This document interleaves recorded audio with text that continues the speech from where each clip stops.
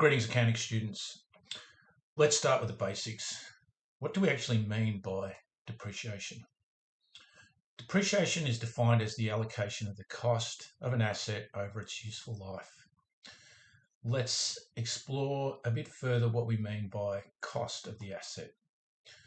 The cost of the asset is any cost incurred in getting the asset into a condition and location ready for use, but we do not include costs incurred after we turn that appliance on or whatever it is, we start using that vehicle, we enter the building, whatever. Any cost incurred after we've got it ready for use is expensed separately and not included in the cost of the asset. To illustrate this further, let's go through a practical example here. I'll just zoom this in a bit so we can see the content on the right. So what we're going to do here is we're going to go through this list of items and we're going to work out what's included, what's excluded. So top to bottom, some equipment was purchased for 50k. That's certainly a cost incurred. So that's going to be part of our cost. Not the GST. The GST is going to be recorded separately, and so therefore that will offset the GST that we owe to the ATO based on GST collections. Freight on the equipment to the entity, that's a cost incurred in getting the asset into a location ready for use. So that fits the criteria. We're going to include that, not the GST. Insurance on the delivery, well, that is a cost incurred in getting the equipment into a condition and location ready for use. So that fits the criteria. That's going to be included. Now, with modifications, if it's necessary, and it says suitable here, then we also include those modifications in the cost of the asset because that's a cost incurred in getting it into a condition ready for use. So that's included. Now, with maintenance costs, that they are incurred after we've got the asset ready for use. So that will be expensed separately in the income statement. So we won't include that in the cost of the asset. And same with insurance. That's a cost incurred after it's ready for use. So that will also be expensed separately. So therefore, we're now in a position to work out our total cost. We add up these four numbers, 50, 2 lots of 500 and 5. Gives us a total cost of 56k. Now, let's put that on hold and get back into a bit more theory on depreciation, and we'll revisit these numbers a bit later. Okay, so keep in mind, there are multiple different ways of determining depreciation depending on the nature of the asset and its revenue capacity. There's two that we need to know in the VCE course. We need to know straight line in Unit 1-2, and we need to know both straight line and reducing balance in Unit 3-4. So let's just keep it simple on this one, and we're going to focus on straight line. So what do we mean by straight line?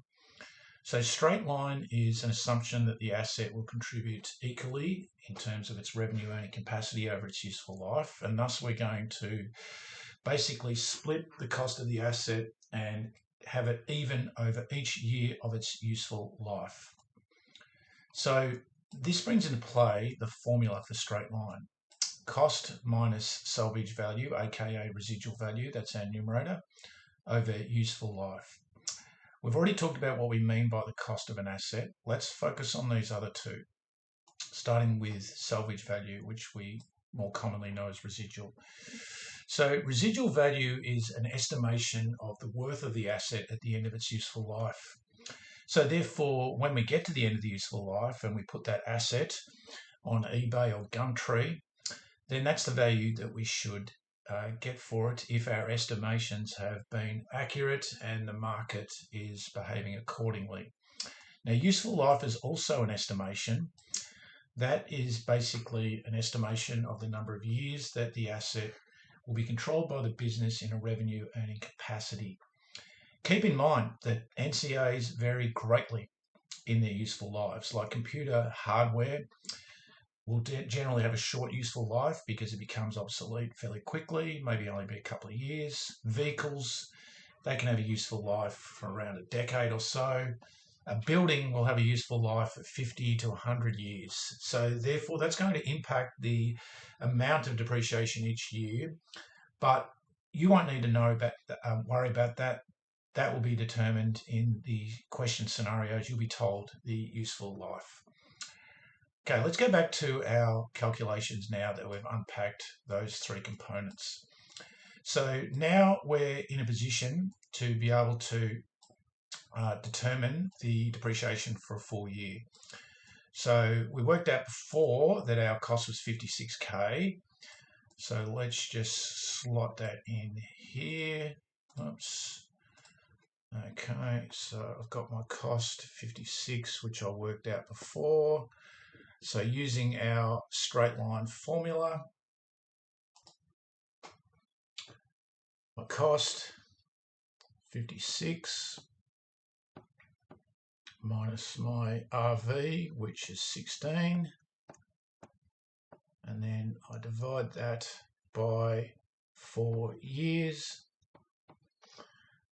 56 minus 16, that's 40K, minus 4 gives us a nice round figure of 10K per annum. That's very messy, my apologies. Now, keep in mind that that's for a full year. If we acquired the asset, let's say a quarter of the way through the year, so let's say the financial year ends on the 30th of June, and we acquired the asset on the 1st of October the previous year. So therefore, that would mean that we'd had the asset for 9 months out of 12, October, November, December, plus the 6 months from January to June. So therefore, we'd have to multiply this by 0.75 or 3/4. So we'd only be able to claim $7,500 in depreciation. So just keep that in mind to be wary of the dates, because you might have to work out a fraction of the year. So now that we've worked out our amount, now we're ready to do some recording. So this is a non-cash transaction that's not catered for by the 4 special journals. So we're going to record this in the general journal. We're going to need a debit and a credit. So the account that we're going to debit is depreciation. Now, let's unpack this a bit further before we get into our credit entry.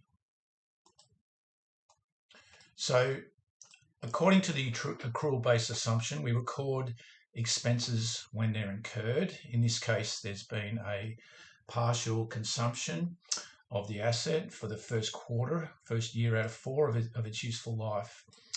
And depreciation fits the criteria for an expense because as a result of that allocation, there's a decrease in the carrying value of our equipment, and there's also a decrease in our owner's equity due to the reduction in net profit. So therefore, because it is an expense, we're going to put that depreciation amount into our income statement. So that's going to be included with our other expenses. And now we're in a position to work out our net profit. So if I add up these 3 other expenses, because that maintenance costs and the insurance on the equipment, they've been expensed separately. So we have 15K in other expenses. And so if we subtract that from our GP up here, we've got an end profit of 5K.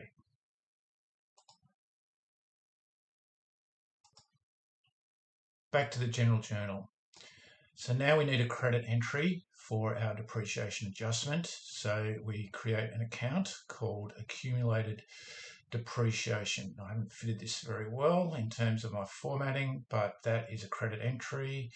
So therefore we slot that in the second line of our GJ. So let's unpack a bit further what we mean by accumulated depreciation. So accumulated depreciation, the word accumulate means to grow. And so this is the total amount of depreciation that's been allocated each year over the useful life of the asset. So it'll keep increasing each year, representing the reduction in the carrying value of the NCA over time. So let's have a look at how all of this affects the balance sheet. The first thing we need to list in the non-current assets section is the purchase price of our office equipment. So as we mentioned before, we calculated that the purchase price was 56k over here. And so this is the figure that is verifiable. It supports the verifiability QC. We know that that purchase price is free from bias or error because we've got a source document that indicates how much we actually paid for it.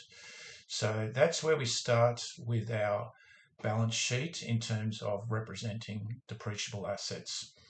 The next thing we do is we slot in our accumulated depreciation. So this is a negative figure in the non-current assets section of our balance sheet. And so again, what we're doing is recording the total amount of depreciation that has been recorded over the useful life thus far. We've only done this for 1 year, so therefore we just have that 1 year's accumulation of the depreciation. So therefore now we're in a position to work out what's called our carrying value. So we simply deduct the ACDEP from our purchase price and we slot that in the second column of our NCAs, 46k. And so therefore this, as I have on my little tab here, represents the value of the NCA that is yet to be allocated as depreciation plus the residual value. Or another way of looking at it, it's simply your historical cost minus your ACDEP so far. So now we can complete our balance sheet, which is quite simplistic because I'm trying to be time efficient here. So we bang in our net profit in the OE. So now we can, let's see if we balance. So we add up our assets, our current and our non-current gives us 56k. Our total OE is our capital plus our profit, 48k. And if we add that to our liabilities, we get 56k on both sides of our balance sheet. Now, let's go back to that carrying value and weave in a bit more theory.